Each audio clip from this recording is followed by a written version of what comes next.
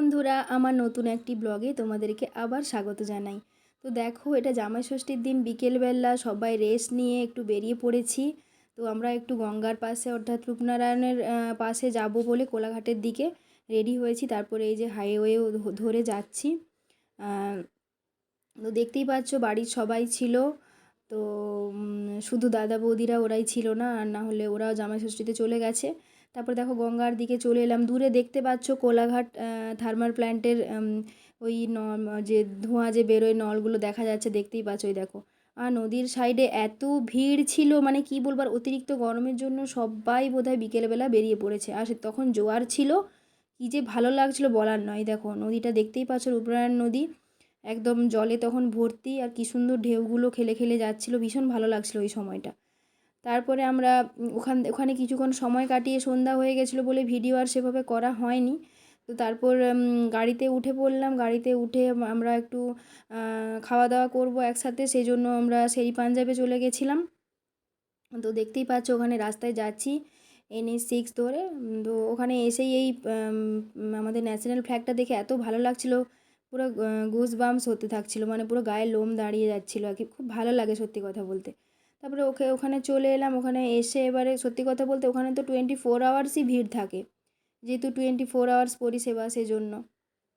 তারপর আমার দিদি বলছে চল আমি তোকে ভিডিও করে দিচ্ছি, ছবি তুলে দিচ্ছি। আমি বলছি না না, এত ছবি ভিডিও ভালো লাগছে না করতে, গরমও লাগছিল না খুব।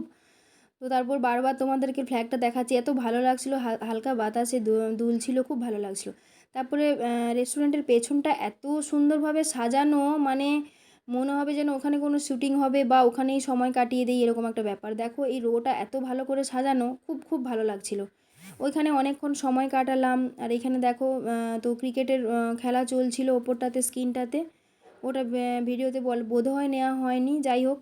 তো তারপরে এখানে ব্রিটিশ আমলের দুটো গাড়ি মডেল রাখা আছে, জানি না এগুলো রেন্টে দেওয়া হয় নাকি সেটা বলতে পারবো না। তো সবাই মিলে ওখানে ছবি তুলছিলাম, তো ছবি টবি তুলে নিলাম, ভিডিওও বানিয়ে নিলাম একটু একটু করে, তো তোমাদের সাথে শেয়ার করব বলে।